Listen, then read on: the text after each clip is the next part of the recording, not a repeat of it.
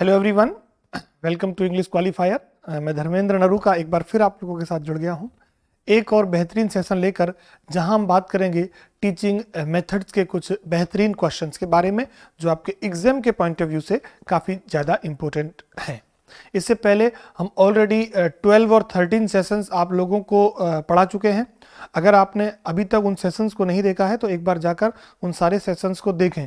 Session छोटे ज़रूर हैं लेकिन इफेक्टिव हैं और इम्पोर्टेंट है, और आपके एग्जाम पॉइंट ऑफ व्यू से अगर देखें तो काफ़ी ज़्यादा बेनिफिशियल आप लोगों के लिए बनेंगे। हमारा निरंतर प्रयास यही है कि आप लोगों को कम समय में बेहतर कंटेंट्स आप लोगों को प्रोवाइड करवाया जाए। तो करते हैं आज के क्लास की शुरुआत, और पहला क्वेश्चन आज का हम डिस्कस करते हैं। देखिएगा, पहला क्वेश्चन है आपका, विच of the following is characteristics of formative assessment. Formative assessment की आपको यहाँ पर विशेषता बतानी है। ये डायग्नोस्टिकल होता है, ये इफेक्टिव फीडबैक इसका आता है, और ये रेमेडियल होता है, या ऑल द अबव। देखिएगा माय डियर, अगर हम फॉर्मेटिव असेसमेंट की बात करें तो ये डायग्नोस्टिकल तो होता ही होता है, साथ ही इसका फीडबैक बड़ा इफेक्टिव होता है। इट इज़ रेमेडियल, क्योंकि फॉर्मेटिव असेसमेंट जो है वो आपके साल में 4 होते हैं, मतलब एक सेशन के दौरान 4 FA1, FA2, FA3 और FA4। तो एक तरीके का ये रेमेडी का काम भी करता है, इसीलिए ये तीनों ही इसकी क्या है, विशेषता है। तो आप ऑप्शन नंबर किस पे चले जाओगे? डी ऑप्शन पर माय डियर चले जाओगे, ठीक है ना। तो ऑप्शन नंबर आपका ऑल द अबव वाला ठीक हो जाएगा। सेकंड देखिएगा, a common developmental reading disorder. ये जो ऑप्शंस आपको दिए गए हैं इनमें से आपको रीडिंग डिसऑर्डर की बात करनी है, और रीडिंग डिसऑर्डर की अगर हम बात करें तो दैट इज डिसलेक्सिया। क्या सही आंसर बनेगा आपका? Dyslexia. As you know very well, बहुत बार ये क्वेश्चन ऑलरेडी हम डिस्कस कर चुके हैं। ये क्वेश्चन अच्छा है, जरा देखिएगा। स्पीच डिसऑर्डर्स में B articulation disorders, phonic disorders, mixed speech disorders, और ऑल द अबव। यानी स्पीच डिसऑर्डर्स की अगर हम बात करें तो इनमें से कौन से हैं? आर्टिकुलेशन तो स्पीच से रिलेटेड, फनिक तो भी स्पीच से रिलेटेड हो गए, और बात करें फनेमिक हो गए, और मिक्स्ड स्पीच डिसऑर्डर्स तो मिक्स्ड में तो सारे ही आ जाएंगे। तो फिर बिल्कुल आपका ऑप्शन नंबर कौन सा बनेगा माय डियर? डी ऑप्शन सही बन जाएगा। स्पीच डिसऑर्डर्स जो हैं वो आर्टिकुलेशन वाले भी हो सकते हैं, फनेमिक भी हो सकते हैं, मिक्स्ड स्पीच डिसऑर्डर्स भी हो सकते हैं। स्पीच से संबंधित जितने भी हैं वो सारे आ जाएंगे इसमें, और तीनों ही स्पीच से रिलेट करेंगे। तो ऑप्शन नंबर डी सही है। Articulation disorders are related to, articulation disorders are related to velum, tongue और एल्वियोलर रिज। बिल्कुल तीनों ही आर्टिकुलेट करने में ये तीनों चीजें काम आती है। टंग भी आती है, एल्वियोलर रिज भी आती है, और ये वेलाम जो होता है आपका अंदर वाला हिस्सा वो भी काम आता है। तो बिल्कुल आर्टिकुलेशन डिसऑर्डर के अंदर ये तीनों ही चीजें आएंगे। तो फिर हम ऑल द अबव पर माय डियर चले जाएंगे।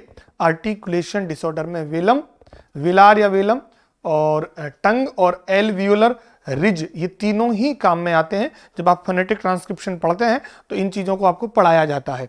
अगर आप ऑफलाइन क्लासेज में पढ़ें, या मैंने कभी आपको अगर जो आपका फोनेटिक ट्रांसक्रिप्शन है कभी ऑनलाइन पढ़ाया है, तो शायद एक वीडियो है चैनल पे फोनेटिक ट्रांसक्रिप्शन की, तो वहाँ मैंने बताया हुआ है कि कौन कौन से जो माउथ ऑर्गन्स हैं वो काम में लिए जाते हैं, है ना। मैनर ऑफ आर्टिकुलेशन और प्लेस ऑफ आर्टिकुलेशन, दोनों में ये बातें आप लोगों को समझा दी जाती है। और रीड से पहले एक बार हम ऐसा वीडियो जरूर लेके आएंगे जिसमें फोनेटिक ट्रांसक्रिप्शन के बारे में मैं आपको बता सकूं। Which of the following speech disorder is commonly seen. Speech disorder कौन सा जनरली देखा जाता है? तो articulation disorder, phonemic disorder, both A and B, या नन ऑफ दीज। देखो अभी अभी हमने पढ़ा तो इसमें तो क्वेश्चन में आपको कहीं ज्यादा दिक्कत होगी भी नहीं। आर्टिकुलेशन डिसऑर्डर और फनेमिक डिसऑर्डर। अच्छा, फनेमिक तो ऐसा डिसऑर्डर है कि ये तो सबसे ज्यादा कॉमनली होता है। फनेमिक जो होता है माय डियर वो तो सबसे ज्यादा कॉमन होता है, ठीक है ना। फनेमिक तो क्या होता है, सबसे ज्यादा होता है। तो मेन जो इसका आंसर बनेगा वो कौन सा बनेगा फिर बताओ जरा। तो फनेमिक क्या होता है आपका, सबसे कॉमन होता है, ठीक है ना। तो ऑप्शन नंबर 5 में आपका क्या हो जाएगा माय डियर? 5th में आपका ऑप्शन नंबर बी बनेगा, ठीक है। 5th में बी बनेगा।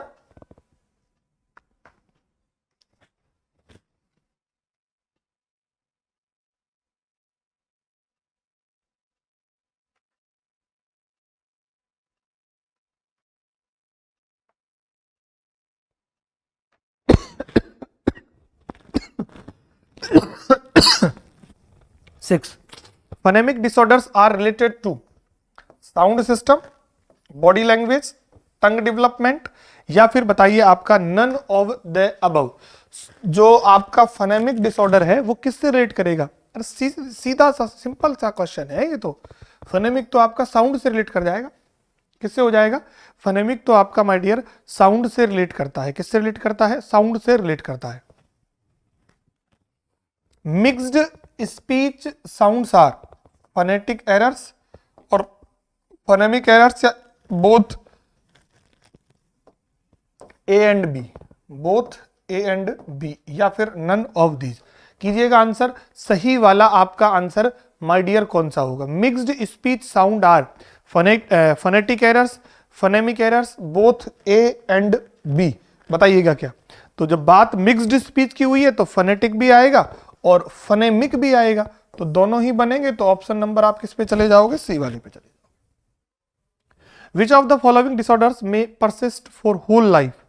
बताओ जरा, होल लाइफ कौन से होते हैं? Mixed speech disorder, residual disorder, articulation disorder, या फिर फोनेमिक डिसऑर्डर।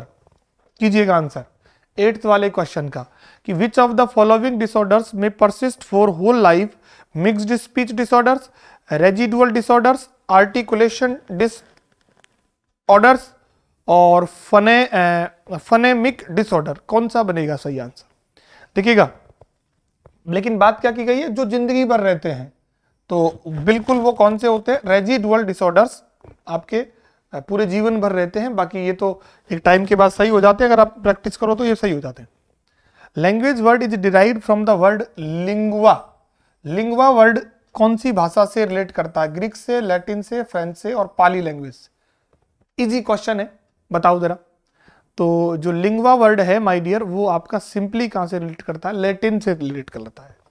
कहां से रिलेट करता है? लैटिन से रिलेट करता है। लैटिन से रिलेट करता है, और जिसका मतलब अगले क्वेश्चन में पूछा है कि लिंगुआ का मतलब क्या होता है? तो लिंगुआ का मतलब टोन, ट्यून, टंग, या ऑल ऑफ दीज। तो बिल्कुल लिंगुआ का मतलब जो होता है वो माय डियर टंग से लिया जाता है। किससे लिया जाता है? टंग से लिया जाता है। तो ऑप्शन नंबर क्या हो जाएगा? सी वाला आप लोगों का बिल्कुल सही आंसर बनता है। क्लियर ना? चलो नेक्स्ट क्वेश्चन हम देखते हैं। ये रहा, लैंग्वेज इज इवॉल्व होती है या कन्वेंशनल होती है, या बोथ ए एंड बी?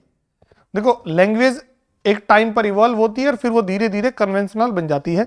तो बोथ ए एंड बी आपका सही बनेगा। विच of the following is a function of language? Language function की बात की, इंफॉर्मेटिव होती है, एक्सप्रेसिव होती है, डायरेक्टिव होती है, या ऑल ऑफ दीज? तो देखो, लैंग्वेज इंफॉर्मेशन भी प्रोवाइड करती है, एक्सप्रेशन को भी बताती है, डायरेक्शन भी लैंग्वेज का ही माध्यम है। तो फिर आपका सही आंसर कौन सा बनेगा? डी ऑप्शन सही हो जाएगा। ऑप्शन नंबर आपका कौन सा सही हो जाएगा? माय डियर डी वाला आप लोगों का बिल्कुल सही आंसर यहां बनता है। 30 नंबर देखो, which among the following is a characteristic of mother tongue? Mother tongue का कौन सी विशेषता है? Natural way of expression, basis of overall development, basis of social and cultural status, या ऑल द अबव? तो मदर टंग तो इन तीनों में ही काम आती है। मदर टंग तो इन तीनों में ही काम आती है। तो फिर आपका ऑप्शन नंबर कौन सा सही हो जाएगा? डी वाला ठीक बनेगा कि जो मदर टंग है वो इन तीनों ही कंडीशंस में यूज ली जाती है। बात समझ में आ गई? चलो नेक्स्ट चलते हैं। 14 नंबर का question, the term multilingualism is related to science, geography, history या लैंग्वेज? तो इसमें लिंगुआ वर्ड आया हुआ है, देख लीजिए आप, लिंगुआ वर्ड आया हुआ है, that is related to language. तो फिर आपका डी ऑप्शन ही सही होगा। वैसे आप इसको तो जानते ही हो कि मल्टीलिंगुअलिज्म का मतलब होता है कई सारी भाषाओं का, मोर देन टू मल्टीलिंगुअलिज्म कहलाता है। Multilingualism has its aspect as individual aspect और क्लासरूम एस्पेक्ट, या बोथ ए एंड बी, या नन ऑफ दीज? मल्टीलिंगुअलिज्म जो है उसके एस्पेक्ट की बात की गई है। तो बताइएगा, इसका क्लासरूम एस्पेक्ट भी होता है, इंडिविजुअल एस्पेक्ट भी होता है। तो ऑप्शन नंबर हम किस पे चले जाएंगे? सी वाले पे चले जाएंगे। दोनों पर ही ये अपना प्रभाव छोड़ती है। Multilingualism can be a dash in Indian schools. Boon है, कर्स है, बोथ ए एंड बी है, या नन ऑफ दीज? सिंपल सी बात है, इंडियन स्कूल्स में तो ये बून का ही काम करता है, ये बून का ही काम करेगा, एक तरीके का आशीर्वाद है ये। तो 16 में आप किसके साथ जाओगे? ऑप्शन नंबर ए के साथ माय डियर आप चले जाओगे, यही आपका माय डियर सही आंसर बनेगा। 17 नंबर का question, the classroom can be, classroom कैसा होना चाहिए? मल्टीलिंगुअल होना चाहिए, मोनोलिंगुअल होना चाहिए, बाइलिंगुअल होना चाहिए, या ऑल द दीज? देखो, अगर क्लासरूम के रेफरेंस में बात की जाए तो क्लासरूम तो बाइलिंगुअल होना चाहिए, ठीक है ना, मल्टीलिंगुअल भी नहीं, कैसा होना चाहिए? बाइलिंगुअल होना चाहिए। क्लासरूम कैसा होना चाहिए माय डियर? क्लासरूम जो है वो आपका बाइलिंगुअल होना चाहिए। बात समझ में आई? क्लासरूम कैसा होना चाहिए? बाइलिंगुअल होना चाहिए। Next, what does a multilingual class requires? Positive attitude to speech variation, proficiency in the language of classroom, a high level of skill in teaching, या फिर ऑल द अबव? बताइए, मल्टीलिंगुअल क्लास किस चीज की requirement करती है?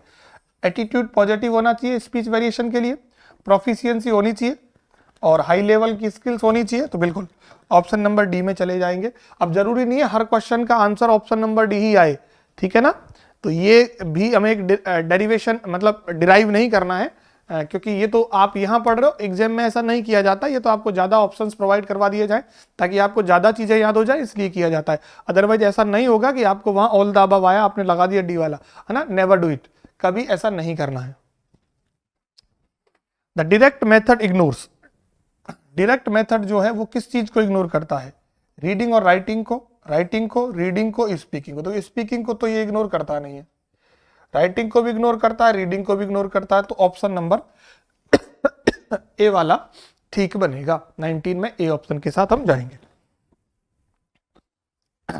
The direct method helps in bringing the word of passive vocabulary into active vocabulary, to make pupil to think in English, both A and B, none of these। तो बिल्कुल देखो, active vocabulary passive vocabulary में क्या होता है कि देखो, passive vocabulary क्या होती है? जिन शब्दों को आप जानते तो हो लेकिन आप अपनी भाषा में इस्तेमाल नहीं करते, और जिन शब्दों को आप जानते भी और अपने भाषा में भी इस्तेमाल करते हो, वो एक एक्टिव वोकेबलरी है। तो जो ये क्या करते हैं डायरेक्ट मेथड में, जो आपकी पैसिव वोकेबलरी है उसको स्पोकन में यूज करवाते हैं, दैट इज, और वही क्या बन जाती है? एक्टिव वोकेबलरी बन जाती है। तो बिल्कुल बोथ ए और बी दोनों ही आपके क्या बन जाएंगे माय डियर?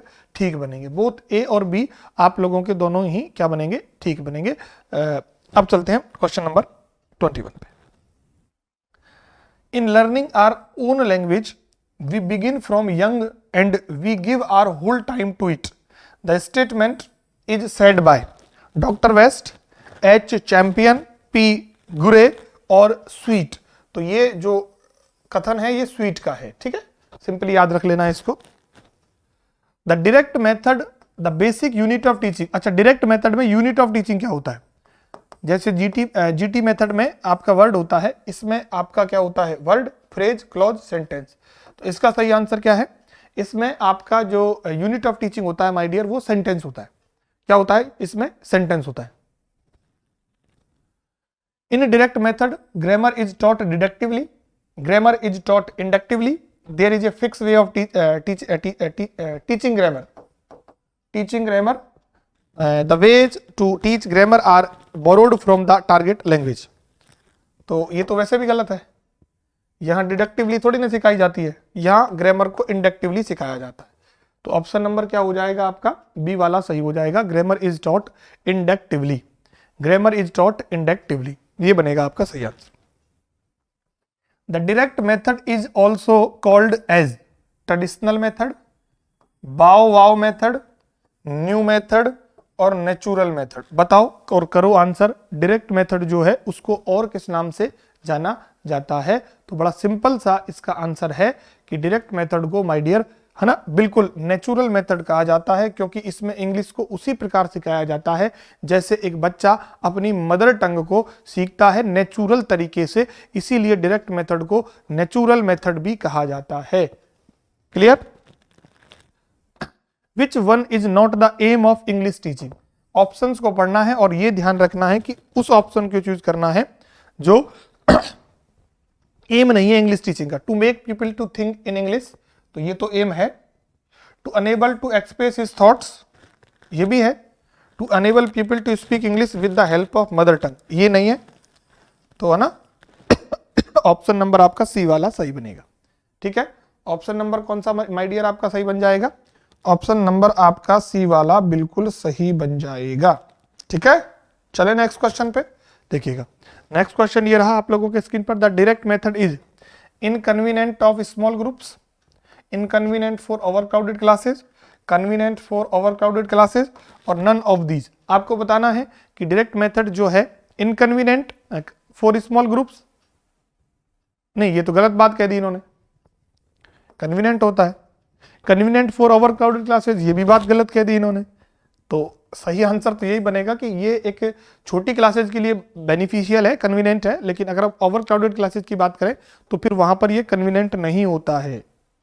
आई बात समझ में? वहां ये कन्वीनियंट नहीं होता है।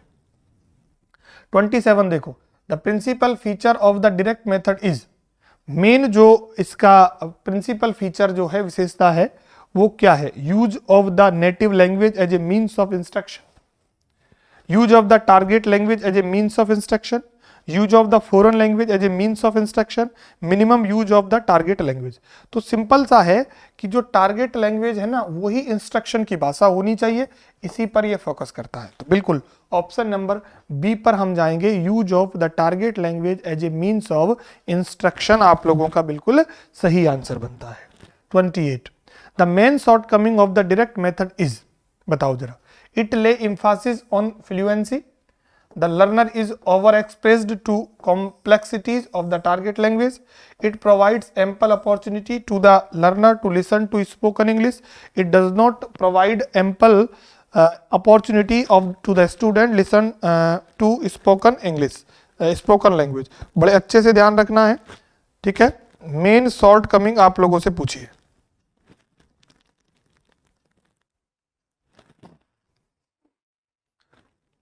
देखो, it lays emphasis on fluency, तो ये तो कोई शॉर्ट कमिंग है नहीं है। It does not provided ample opportunity to the student to listen to spoken English, ये बात तो गलत हो गई। The learner is over exposed to that complexity of target language, it provides ample opportunity to the learner to listen to, ये बात तो सही है, लेकिन ये शॉर्ट कमिंग तो नहीं है ना इसकी। तो शॉर्ट कमिंग तो यही है कि बच्चे को ओवर एक्सपोज्ड किया जाता है टारगेट लैंग्वेज की जो कॉम्प्लेक्सिटी है, जो जटिलता है उनके सामने। तो ऑप्शन नंबर बी वाला आपका ठीक बनेगा। The direct method has replaced by, has replaced by नहीं, हैज रिप्लेस, किस मेथड को रिप्लेस किया है? स्ट्रक्चरल अप्रोच को, बाइलिंगुअल मेथड को, ग्रामर ट्रांसलेशन मेथड को, या नन ऑफ दीज। बताओ जरा इनमें से सही वाला कौन सा बनेगा? तो डायरेक्ट मेथड को एक्चुअली इस मेथड के कारण लाया गया, तो आपका ऑप्शन नंबर कौन सा बन जाएगा? सी वाला बन जाएगा। 30 नंबर का question, the scholars who do not regard the direct method as a method are, कौन से हैं? P Gurrey and doctor West, Kitson and doctor West, P Gurrey and Kitson, और एच चैंपियन एंड किटसन। बताओ जरा उन scholars का नाम आपको बताना है जो इस मेथड के खिलाफ हैं, ठीक है ना। इसको वो मेथड ही नहीं मानते, जो इसको क्या नहीं मानते? Do not regard the direct method as a method. तो इसका सही आंसर कौन सा है? ऑप्शन नंबर ए वाला बनता है। 30 क्वेश्चन इस सेशन में आप लोगों के लिए मैंने पूरे करवा दिए हैं।